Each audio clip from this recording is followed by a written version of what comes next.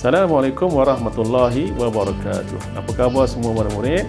Alhamdulillah, saya harap kamu semua berada dalam keadaan yang sihat hendaknya. Jadi alhamdulillah pada hari ini kita akan meneruskan kelas kita, iaitu kelas pendidikan Islam. Saya harap kamu semuanya telah pun bersedia untuk kelas kita pada hari ini ya.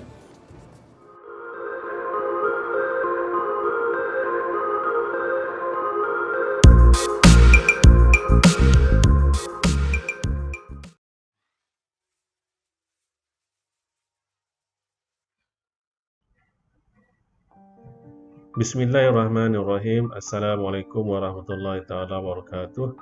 Apa khabar semua? Saya doakan semoga kamu semua berada di dalam keadaan yang sihat walafiat hendaknya. Alhamdulillah, pada hari ini kita akan sambung semula pelajaran kita, iaitu pelajaran pendidikan Islam tahun 6. Bidang yang nak kita belajar pada hari ini ialah bidang adab, pelajaran yang ke-22. Tajuknya ialah jagalah harta benda awam dalam standard kandungan 6.4, iaitu merumus dan mengamalkan adab terhadap harta benda awam. Jadi tajuk yang kita nak belajar pada hari ini ialah jagalah harta benda awam. Baik, kita tengok dulu objektif pembelajaran kita pada hari ini. Objektif pembelajaran berkaitan dengan tajuk yang nak kita belajar pada hari ini. Baik, kita tengok. Ada 3 objektif di sini. Yang pertamanya ialah murid dapat menyatakan contoh harta benda awam. Mungkin yang terdapat di taman-taman perumahan tempat kamu tinggal, ataupun di pekan-pekan di mana kamu tinggal, harta benda awam tersebut ada. Kemudian yang kedua ialah menjelaskan adab terhadap harta benda awam. Bagaimanakah adab kita terhadap harta benda awam yang ada tersebut. Kemudian yang ketiga ialah membaca dalil nakli dan maksudnya dengan betul. Jadi ini ada 3 objektif pembelajaran kita pada hari ini. Baik, kita tengok yang seterusnya. Apakah maksud harta benda awam? Siapa tahu apakah maksud harta benda awam? Baik, kita tengok. Harta benda awam ialah boleh teka. Kamu boleh teka. Harta benda awam ialah ini maksud dia. Harta benda awam ialah kemudahan yang disediakan oleh pihak tertentu untuk kegunaan orang ramai. Sebab itu dinamakan harta benda awam. Sebab yang nak gunanya ialah orang ramai. Bukan kegunaan perseorangan atau individu. Ini maksud harta benda awam. Baik, apakah contoh harta benda awam? Contoh-contoh harta benda awam yang mungkin terdapat di tempat tinggal kamu. Kita tengok contoh. Contoh harta benda awam. Yang pertama, telefon awam. Pernah tengok telefon macam ini? Sekarang ni dah tak banyak telefon macam ini. Telefon ini biasanya bila kita nak guna, kita kena masukkan duit shilling. Ini telefon untuk penggunaan orang ramai. Jadi siapa yang gunakan telefon ini hendaklah menggunakannya dengan mengikut peraturan-peraturannya, sebab ini adalah telefon untuk kegunaan orang ramai. Baik, yang kedua, contoh harta benda awam yang kedua ialah tong sampah. Banyak terdapat tong sampah yang disediakan oleh pihak-pihak yang berwajib di kawasan-kawasan tertentu, di taman, di perumahan, di kawasan bandar dan sebagainya. Kemudian yang ketiga ialah taman permainan. Sekarang banyak terdapat taman permainan, terutamanya di taman-taman perumahan. Jadi gunakanlah taman permainan ini dengan sebaik mungkin. Kemudian yang seterusnya ialah tempat menunggu bas. Tempat menunggu bas juga merupakan salah satu harta benda awam yang disediakan oleh pihak-pihak berwajib, kerajaan dan sebagainya. Kemudian yang terakhir ialah tandas awam. Tandas awam juga kita boleh jumpa. Contohnya kalau kita ikut ataupun melalui lebuh raya, kita boleh jumpa tandas awam di kawasan rehat. Kemudian kita boleh jumpa ke tandas awam ni di kawasan bandarnya, di stesen bas, ataupun di kawasan-kawasan tertentu. Jadi ini adalah contoh-contoh harta benda awam yang digunakan oleh orang ramai. Banyak lagi, ini antaranya contoh-contoh yang biasa kita jumpa harta benda awam ini. Baik, bagaimana adab terhadap harta benda awam? Nak menggunakan harta benda awam ni ada adab dia. Jadi kita tengok bagaimanakah adabnya jika kita nak menggunakan harta benda awam ini. Adab menggunakan harta benda awam macam mana? Baik, kita tengok. Supaya tidak membazir. Yang pertamanya ialah menggunakan harta awam ini dengan cermat, dengan elok, dengan ikut peraturan yang telah ditetapkan. Yang keduanya ialah mematuhi peraturan yang ditetapkan. Biasanya harta benda awam ini ada peraturan-peraturan. Jadi bila kita nak guna, kenalah kita ikut peraturan-peraturan tersebut. Yang ketiga, kita hendaklah bertanggungjawab sekiranya berlaku kerosakan harta awam tersebut. Setelah kita guna, rosak contohnya. Jadi seboleh-bolehnya hendaklah kita bertanggungjawab. Kita melaporkan kepada pihak yang berwajib ataupun kita gantikan kerosakan tersebut. Yang seterusnya, yang terakhir, bertimbang rasa terhadap pengguna lain. Kerana harta benda awam ini adalah untuk kegunaan orang ramai. Jadi kita tidak boleh guna kita sendiri, kita saja gunakan ataupun kita guna dengan tidak cermat, tidak mengikut peraturannya, maka orang lain tidak boleh guna. Jadi kena elakkan perbuatan seperti itu kerana kita hendaklah berterima rasa kepada orang lain, kepada pengguna lain.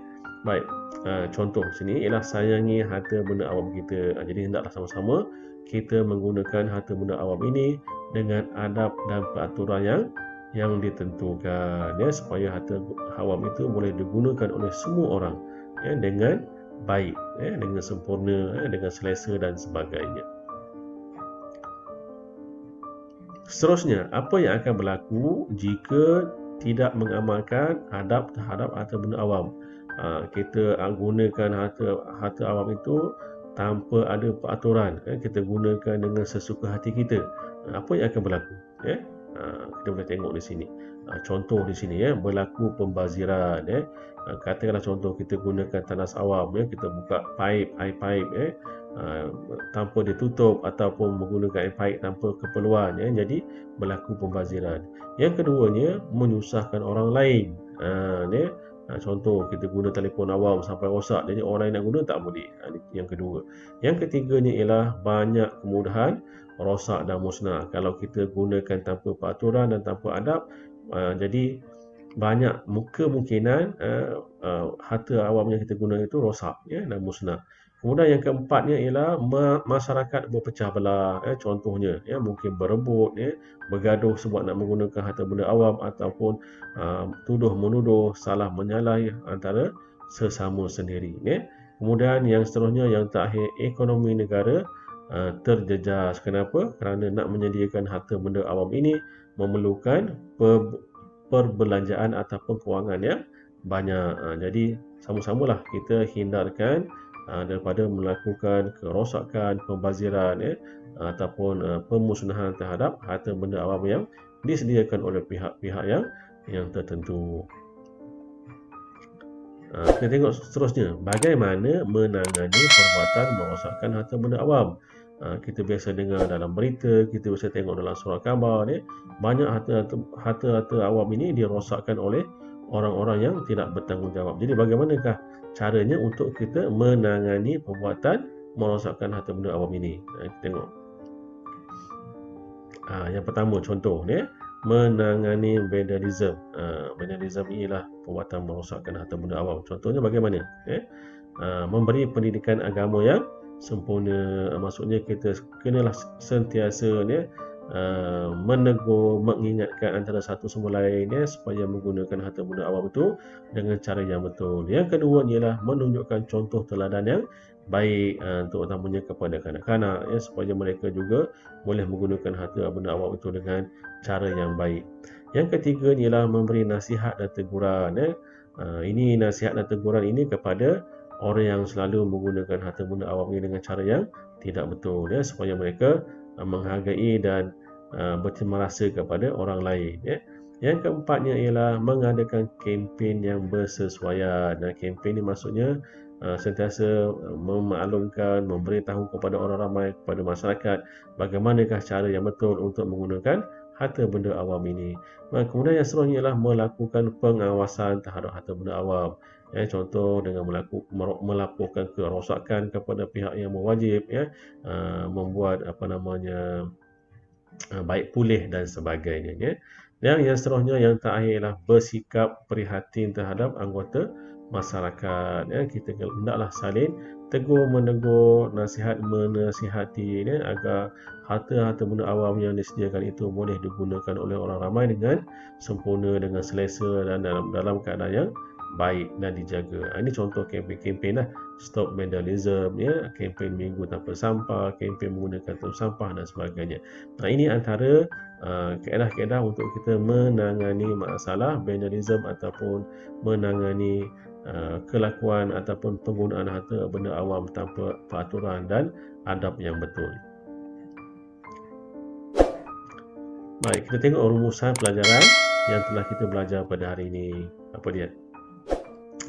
Kita perlu sentiasa mengamalkan adab ketika menggunakan harta benda awam supaya dapat dimanfaatkan bersama. Jadi kita perlulah sentiasa mengamalkan adab dan peraturan-peraturan yang telah ditetapkan supaya harta benda awam yang kita guna itu yang dapat dimanfaatkan oleh orang ramai, dapat dimanfaatkan bersama oleh masyarakat. Jadi sama-samalah kita amalkan adab dan sikap yang baik terhadap harta benda awam yang disediakan oleh pihak-pihak yang berwajib. Terima kasih kerana menonton video ini. Semoga murid-murid semua mendapat manfaat dari video ini. Jadi amalkanlah sikap beradab semasa kita menggunakan harta benda awam agar kita sentiasa dirahmati Allah. Sekian saja dahulu pelajaran kita pada hari ini. InsyaAllah kita akan sambung pada masa akan datang.